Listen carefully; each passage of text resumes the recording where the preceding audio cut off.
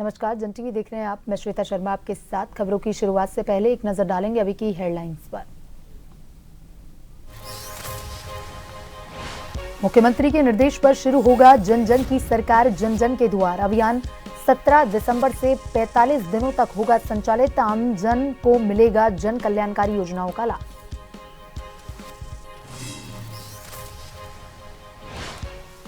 Ladakh model पर उत्तराखंड में शुरू होगा स्नो लेपर्ड टूर। 20 दिसंबर तक व्यवस्थाएं दुरुस्त करने के मुख्यमंत्री ने दिए निर्देश। शीतकालीन पर्यटन के लिए खुलेगा गंगोत्री क्षेत्र। उत्तराखंड में ड्रग्स फ्री देवभूमि 2025 अभियान। चेकिंग के दौरान 2 अंतरराज्यीय नशा तस्कर गिरफ्तार। 90 लाख रुपए मूल्य की 300 ग्राम अवैध स्मैक भी बरामद।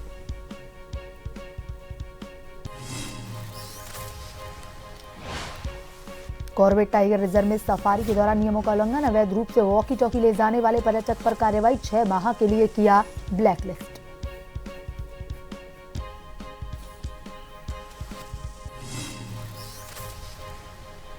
देवभूमि में मौसम ने ली करवट। उत्तरकाशी, रुद्रप्रयाग, चमोली, बागेश्वर में हल्की बारिश की संभावना। मैदानी इलाकों में शुष्क रहेगा मौसम। बद्रीनाथ में पारा -8 डिग्री।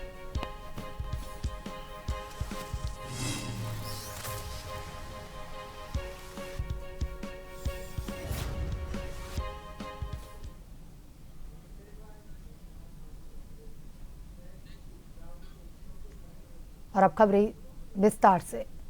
मुख्यमंत्री पुष्कर सिंह धामी ने राज्य में शीतकालीन यात्रा को प्रोत्साहित करने के लिए snow leopard sighting, heli skiing तथा हिमालयन कार रैली को तत्काल प्रारंभ करने के निर्देश दिए हैं। मुख्यमंत्री ने आगामी 20 दिसंबर तक शीतकालीन यात्रा के दृष्टिगत KMVN एवं GMVN की सभी व्यवस्थाओं और सुविधाओं को दुरुस्त करने, होटल मालिकों के साथ बैठक आयोजित करने के निर्देश भी दिए। मुख्यमंत्री ने सभी जिलाधिकारियों को स्पष्ट निर्देश दिया कि जिले के प्रमुख पर्यटक स्थलों से संबंधित सड़क, होटल और अन्य बुनियादी सुविधाएं पूर्ण रूप से दुरुस्त होनी चाहिए। मुख्यमंत्री स्वयं सड़क मार्ग से यात्रा कर व्यवस्थाओं का स्थलीय निरीक्षण करेंगे। इसके साथ ही शीतकालीन यात्रा के प्रोत्साहन से जुड़े विभिन्न हितधारकों के साथ दिल्ली में एक महत्वपूर्ण बैठक आयोजित करने के निर्देश भी दिए गए हैं।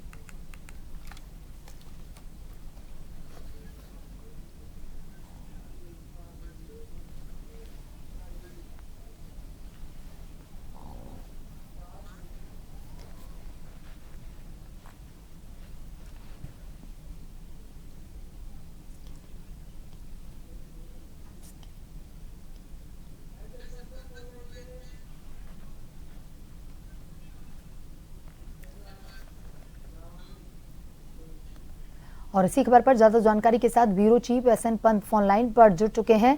SN पंत, CM पुष्कर सिंह धामी ने लद्दाख मॉडल को देखते हुए उत्तराखंड में भी स्नो लेपर्ड टूर की शुरुआत करने की निर्देश दिए हैं। अधिकारियों की बैठक भी ली है। 20 तारीख तक सारी व्यवस्थाओं को दुरुस्त करने के निर्देश भी यहाँ पर दिए हैं। क्या कुछ अपडेट? मैं आपको बताना चाहूंगा, उत्तराखंड के मुख्यमंत्री ने लद्दाख मॉडल को उत्तराखंड में एग्जीक्यूटिव करने के लिए बकायदा कहा है कि 1 डिस्ट्रिक्ट 1 फेस्टिवल के तहत इस महोत्सव को भव्य आयोजन के रूप में अंतर्राष्ट्रीय स्तर पर ले जाने का काम किया जाएगा, जिसके लिए KMVN और GMVN को सभी व्यवस्थाएं दुरुस्त करने के निर्देश मुख्यमंत्री उत्तराखंड की ओर से दिए गए हैं। और 20 दिसंबर 2025 की तारीख को डेडलाइन के तौर पर दिया गया है। यानी उत्तराखंड में अब शुरू होगा स्नो लेपर्ड टूर होगा, गंगोत्री क्षेत्र खुलेगा और शीतकालीन पर्यटन को जोर देने के लिए इस तरीके की कार्रवाई को अंजाम दिया गया है। इसके अलावा बागेश्वर में जो सरयू कॉरिडोर है और उसके सरयू उद्गम स्थल के विकास को मंजूरी दी गई है सरकार की ओर से। देवप्रयाग के सभी प्रयागों और घाटों में भव्य आरती की जाएगी, घाटों का विकास किया जाएगा और योग और साहसिक पर्यटन और वन्य जीव गतिविधियों से उत्तराखंड को वर्ष भर में पर्यटन से जो आमदनी का जरिया है उसको दुगना करने की कोशिश राज्य सरकार की तरफ से रहेगी। शीतकालीन यात्रा को बढ़ाने पर जोर दिया जाएगा। इसीलिए लद्दाख मॉडल को उत्तराखंड में लागू करने के लिए GMVN और KMVN को अधिकृत किया गया है और इनको उचित दिशा निर्देश प्रदान करते हुए मुख्यमंत्री ने कहा है कि उत्तराखंड की पारंपरिक जो व्यवस्थाएं और जो विरासत है, उसके अलावा जो आजीविका के साधन है जिनको लेकर के रिसोर्सेज डेवलप किए जा सकते हैं, उन पर फोकस किया जाएगा ताकि यहाँ पर साहसिक पर्यटन को बढ़ावा मिल सके और लोग यहाँ पर उत्तराखंड घूमने के लिए आए, देखने के लिए आए, शीतकालीन यात्रा के प्रवास के लिए आए, ताकि उत्तराखंड के स्थानीय दुकानदारों को इसका लाभ मिलेगा, उत्तराखंड के कारोबारियों को लाभ मिलेगा और साथ ही साथ सरकार को राजस्व की प्राप्ति होगी। जी SN पंत, तमाम जानकारी के लिए धन्यवाद।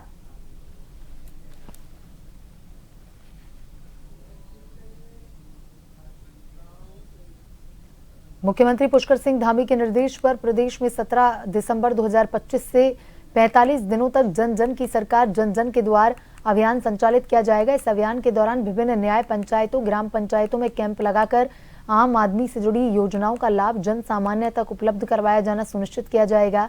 इस अभियान में राजस्व, ग्राम विकास, पंचायती राज, कृषि, समाज कल्याण सहित 23 विभाग शामिल रहेंगे। इस संबंध में सभी संबंधित विभागों को स्पष्ट निर्देश भी जारी किए गए हैं।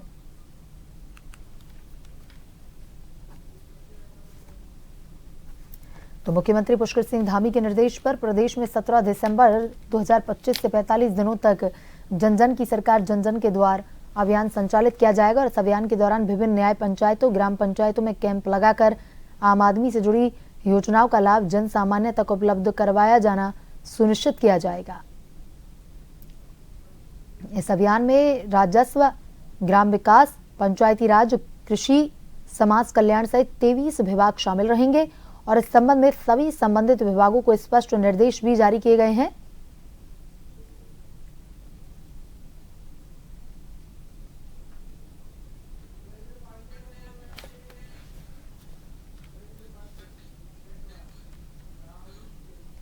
और इसी खबर पर ज्यादा जानकारी के साथ संवाददाता शैलेंद्र पांडे फोन लाइन पर जुड़ चुके हैं। शैलेंद्र, मुख्यमंत्री पुष्कर सिंह धामी के निर्देश पर 17 दिसंबर से 45 दिनों तक जन जन की सरकार जन जन के द्वार अभियान की शुरुआत की जा रही है। क्या कुछ अपडेट है इस अभियान को लेकर के? बिल्कुल श्वेता, आपको बता दें कि मुख्यमंत्री पुष्कर सिंह धामी ने जन जन की सरकार जन जन के द्वार के नाम से 17 दिसंबर से ये शुरू होगी और पूरे 45 दिन तक ये योजना चलेगी। इसके अंतर्गत जो पार्टी के कार्यकर्ता हैं, अधिकारी हैं, ये सारे जनता के द्वार पर जाएंगे और जो जनता की मौलिक समस्याएं हैं उनको वहीं पर हल किया जाएगा। इससे सरकार ये मैसेज देना चाहती है कि आम आदमी सरकार के द्वार न जाके सरकार आम आदमी के द्वार जाए, जिससे लोगों की बहुत सारी सहूलियतें मिले और ये बहुत सारा जो समस्याएं हैं उसको हल किया जाए। श्वेता, आपको बता दें कि 2027 में यहाँ पर विधानसभा चुनाव होने वाला है, तो सरकार इसके मद्देनजर भी जनता से अपना संपर्क बढ़ाना चाहती है, साथ ही जो जनता की बुनियादी समस्याएं हैं उनको हल करने के लिए योजनाएं चला रही है। जी शैलेंद्र, देखिए अब सरकार 45 दिनों तक ये अभियान की शुरुआत करने जा रही है, जहां पर सरकार जो है वो जनता के द्वार तक पहुंचेगी, उनकी समस्याओं को जानेगी। तो जनता की क्या कुछ प्रतिक्रिया है इस पूरे अभियान को लेकर के? श्वेता, बता दें कि उत्तराखंड एक पहाड़ी प्रदेश है, तो यहाँ पर काफी लोगों को आने जाने में असुविधा होती है। सड़कों का कहीं दिक्कत है। अब अभी भी पहाड़ में ऐसी स्थिति है कि कई जगहों पर कई किलोमीटर पैदल चल करके जाना पड़ता है। ऐसी स्थिति में अगर अधिकारी खुद गाँव में जाएंगे तो लोगों पर इसका काफी पॉजिटिव रिस्पांस मिलेगा कि कहाँ उनको अधिकारी के पास जाना पड़ता था, अब अधिकारी ही खुद उनके पास आए हैं, तो जो उनकी समस्याएं हैं उसी समय हल किया जाएगा। इस अभियान का यही तात्पर्य है कि जो भी माने जनता से संबंधित जो शिकायतें हैं उन शिकायतों को अधिकारी उसी समय तत्काल उसको हल करेंगे, तो इससे काफी पॉजिटिव रिस्पांस आएगा और सरकार के लिए ये काफी, अगर इस पर पॉजिटिव रूप से काम होता है तो सरकार को इससे काफी फायदा भी होगा। जी शैलेंद्र, तमाम जानकारी के लिए धन्यवाद।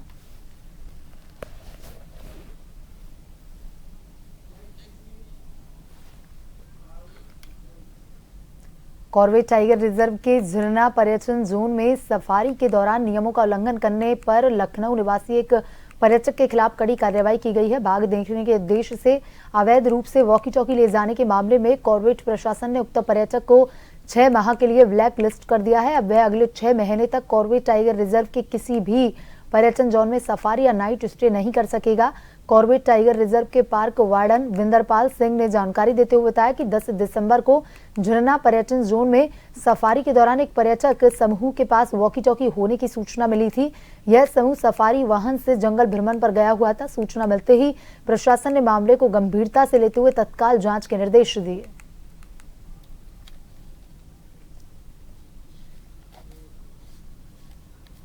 झरना जोन में एक पर्यटक वॉकी टॉकी के साथ में देखे गए थे सफारी के दौरान। ये एक्चुअली ग्रुप में घूमने आए थे, तो इनकी एक जिप्सी पे एक वॉकी टॉकी होने की सूचना हमें प्राप्त हुई, तो उसमें तत्काल कार्रवाई करते हुए आरओ इको टूरिज्म को इसमें जांच करने के निर्देश दिए गए। तो जांच में पाया गया कि ये इलीगल रूप से सफारी के दौरान वॉकी टॉकी लेकर गए थे और ये पार्क नियमों का उल्लंघन है, क्योंकि जो हमारी गाइडलाइन है पर्यटकों के लिए बनी है, ये उस नियमावली का उल्लंघन था। तो इसमें कार्रवाई करते हुए पार्क प्रशासन ने इसको 6 माह के लिए ब्लैक लिस्ट कर प्रतिबंधित कर दिया है। जोशीमठ ज्योतिर्मठ नगर में कई वर्षों के उपरांत रवि ग्राम खेल मैदान में पेन खंडा महोत्सव का 7 दिवसीय भव्य आयोजन किया गया। इस आयोजन के दौरान पेन खंडा महोत्सव में खासकर पेन खंडा के अंतर्गत आने वाले तमाम गांवों की महिलाओं के द्वारा, स्कूल के बच्चों के द्वारा सांस्कृतिक कार्यक्रमों का आयोजन किया गया। इसी कड़ी में इस पेन खंडा महोत्सव में अनेक विभागों के स्टॉल लगाए गए, तो वहीं दूसरी ओर खेलकूद प्रतियोगिता का आयोजन किया गया।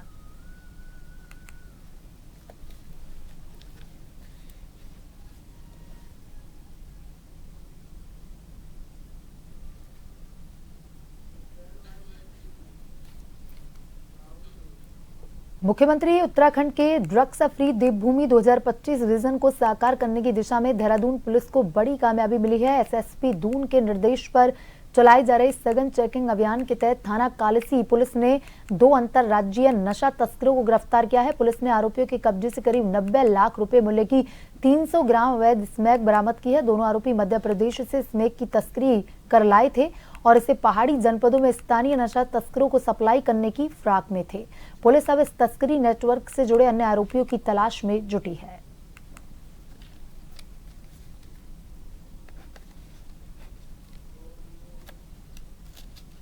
मुख्यमंत्री उत्तराखंड के संकल्प ड्रग फ्री देवभूमि उत्तराखंड 2025 के अंतर्गत पुलिस द्वारा कई समय से नशे के विरुद्ध कड़ी और सकारात्मक कार्रवाई की जा रही है। इसी क्रम में ये कालसी पुलिस जब कोटी रोड पर चेकिंग कर रही थी तो उसके द्वारा 2 युवक, जो कि एक का नाम मोनू और संदीप, जो कि रसूलाबाद कानपुर देहात का रहने वाला है, और दूसरा है हिमांशु, वो भी कानपुर देहात का रहने वाला है। इनसे दौरान चेकिंग 160 ग्राम और 140 ग्राम स्मैक बरामद की गई है, जिसकी कीमत लगभग। रामनगर में एक दर्दनाक सड़क हादसे में 2 युवक गंभीर रूप से घायल हो गए हैं। यह हादसा रामनगर के तेलीपुरा क्षेत्र में उस समय हुआ जब स्कूटी और बाइक की आमने सामने जोरदार टक्कर हो गई। टक्कर इतनी भीषण थी कि दोनों वाहन सवार सड़क पर दूर जा गिरे और गंभीर रूप से घायल हो गए। संयुक्त चिकित्सालय में चिकित्सकों ने प्राथमिक उपचार के बाद दोनों युवकों की हालत गंभीर बताते हुए उन्हें हायर सेंटर हल्द्वानी रेफर कर दिया। डॉक्टरों के अनुसार दोनों को गंभीर चोटें आई हैं, जिनमें एक युवक के जबड़े में गंभीर चोट बताई जा रही है, जबकि दूसरे को सिर व शरीर के अन्य हिस्सों में गहरी चोटें आई हैं।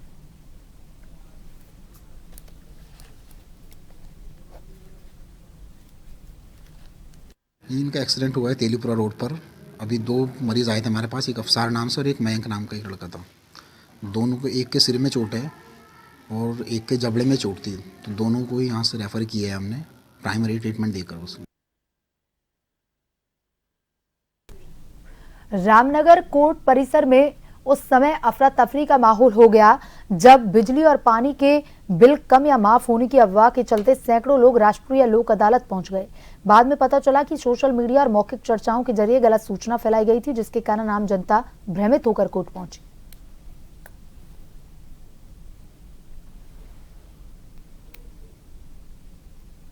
आप राष्ट्रीय लोक अदालत है, राष्ट्रीय लोक अदालत लगाई गई है, जिसमें कि गाड़ियों के चालान का भुगतान करने का है कि चालान अपने आदमी निपटारा कर सकते हैं।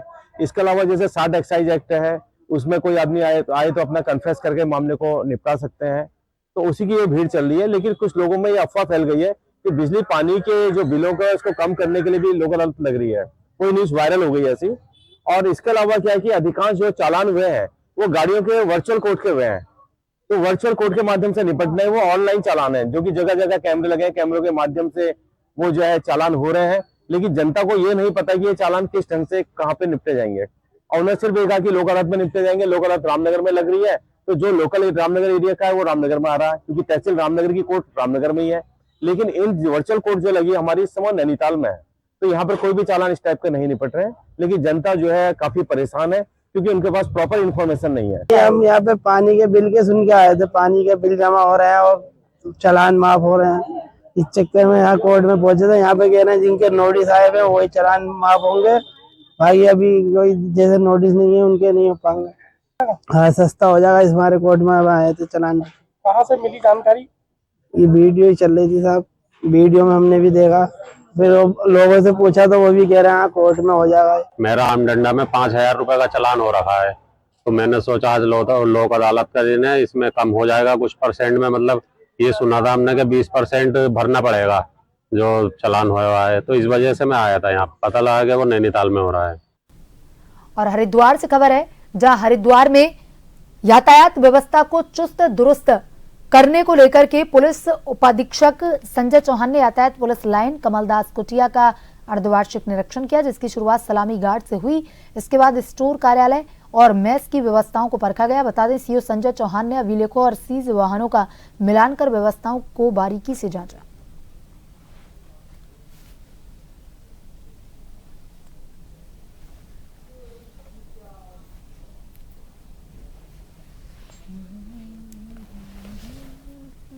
ये सब रूटीन में होता है। पहले हम क्वार्टरली, फिर हाफ ईयरली और फिर सालाना निरीक्षण होते रहते हैं, और वो सभी अधिकारियों द्वारा, गजेटेड अधिकारियों द्वारा की जाती है। तो मेरा अर्धवार्षिक निरीक्षण था हमारा सीपीयू और पुलिस यातायात पुलिस लाइन का, तो उसी का निरीक्षण कल मेरे द्वारा किया गया था। ये वैसे तो कार्य करने होता है, उसका पीछे उद्देश्य होता है कि जो सरकारी संपत्ति है उसका भौतिक सत्यापन कर लिया जाए, कोई इस तरह का निष्प्रयोग सामान होता है उसका डिस्पोजल कर दिया जाए, और कोई कर्मचारियों का संवेदन करके उनकी समस्याएं तो उनको दुरुस्त किया जाए। और वहीं चंपावत से खबर है, जहां चंपावत जिले के लोहाघाट उप जिला चिकित्सालय में विशेषज्ञ चिकित्सकों की तैनाती के बाद मरीजों को बेहतर उपचार सुविधाएं मिल रही हैं। इसके चलते अब मरीजों का बाहर के अस्पतालों में रेफर होना काफी हद तक कम हो गया। अस्पताल में इलाज के लिए बड़ी संख्या में मरीज पहुंच रहे हैं, लेकिन अब जगह की कमी मरीजों के उपचार में बाधा बन रही है। और इसी को लेकर लोहाघाट विकास संघर्ष समिति के अध्यक्ष विपिन गोरखा और संरक्षक प्रहलाद सिंह मेहता के नेतृत्व में समिति के पदाधिकारी उप जिला चिकित्सालय पहुंचे।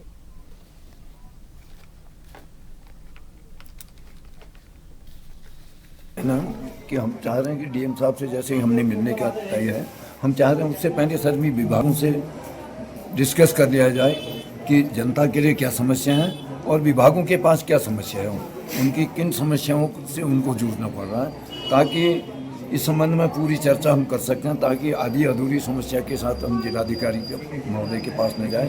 यहाँ पर जो समस्याएं इन्होंने बताई है और कुछ हमको भी सहयोग करना होगा, और उसके लिए हम बिल्कुल देखेंगे पोस्टमार्टम हाउस के पास अव्यवस्था हो रही है, साफ सफाई इसमें नगर पालिका से भी मिलेंगे, उसकी सफाई करने के लिए हम उनकी टीम ले जाएंगे। पहले अध्यक्ष जी से बात करेंगे, ईओ साहब से बात करेंगे, उसका हम स्तरीय निरीक्षण भी करेंगे, जो उसमें सहयोग होगा हमसे हम अपने स्तर से भी करेंगे। हम चाहें कि मिलजुल करके सब इस वक्त से विभागों से भी तालमेल बैठाते हुए जनता को जिससे अधिक से अधिक लाभ हो वो काम हम करना चाहेंगे।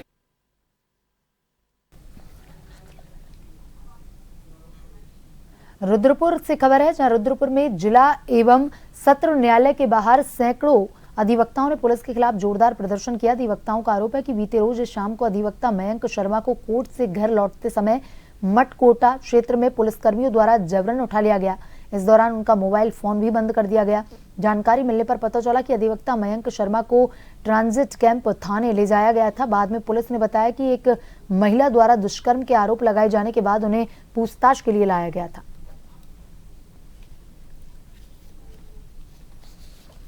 मयंक शर्मा जी को यहाँ से जो है कोर्ट से जाते समय एसओजी की टीम द्वारा मटकोटा से उठाया जाता है। उनका आरोप ये था कि किसी महिला ने उनके ऊपर आरोप लगाया है गलत कार्य करने का, लेकिन जब वो उनको थाने ले गए, उनके आधार कार्ड से और जो एक्यूज का आधार कार्ड जो होटल से प्राप्त हुआ था उससे मिला लिया, उसको भिन्न पाया गया। उसके बाद भी वो उसको प्रताड़ित करते रहे। उस महिला को बुला के उस वकील साहब का आइडेंटिफिकेशन करा लिया। उस महिला ने मना कर दिया कि साहब ये वो व्यक्ति नहीं है। उसके बाद भी उनको रात को 10 बजे तक थाने में बिठाला रखा गया और रात को 10 बजे उन वकील साहब की मैडम को और उनके 1 साल के नवजात शिशु को बुलाया जाता है। इस कड़कती ठंड में इन पुलिस कर्मचारियों से पूछो, अगर तुम्हारी माँ बहन बेटियों को अगर इस तरह थाने बुलाया जाए तो इनके ऊपर क्या बीतेगी। और वहां उपस्थित एक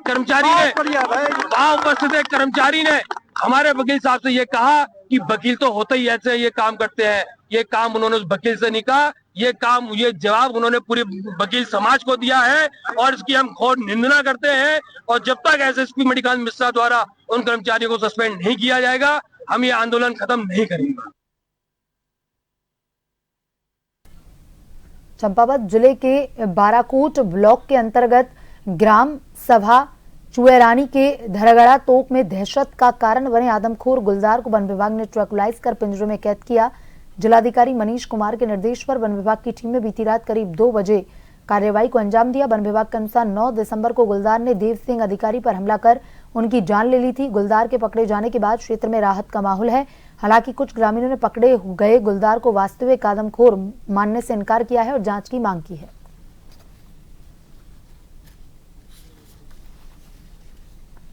वन विभाग के द्वारा जो गुलदार पकड़ा गया है, वह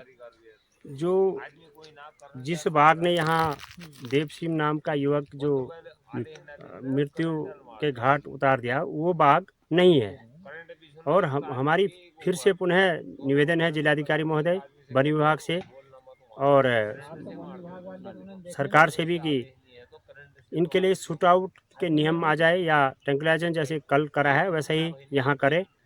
यहाँ से जहाँ घटना हुई है वहाँ से 4 किलोमीटर की दूरी में इन्होंने जो बाघ घायल करा है उसको ही पकड़ा है और वो बाघ नहीं है। कल वन विभाग द्वारा बाराकोट और उधमडुंगा के बीच में एक गुलदार को पकड़ा गया है, लेकिन ठीक है, उसके लिए वो वन विभाग की पूरी टीम को मैं धन्यवाद देता हूं। और साथ ही एक पिंजरे को ग्राम पंचायत जो मिर्तोली के ओखलंजा और मिर्तोली के बीच में लगाया गया था, उस पिंजरे को वहां से निकाल के वो अनंत भेज दिया गया है। लेकिन कल उसके बाद जब हम लोग शाम को जा रहे थे, बाराकोट से मिर्तोली की ओर जा रहे थे, मुख्य सड़क से लगभग 20 मीटर नीचे गुलदार दिखाई दिया। हम लोगों ने वहाँ पे देखा, लेकिन हो हल्ला करने के बाद फिर उसके बाद गुलदार भाग गया। लेकिन मेरे विभाग से निवेदन है कि आप लोग पिंजरा वहाँ पे फिर लगाने की कृपा करें और ताकि वहाँ की जनता के लिए जो समस्याएं बनी आ रही हैं उस समस्याएं से निदान हो। बुलेटिन में अभी तक के लिए इतना ही। बने रहिए जन टीवी के साथ। नमस्कार।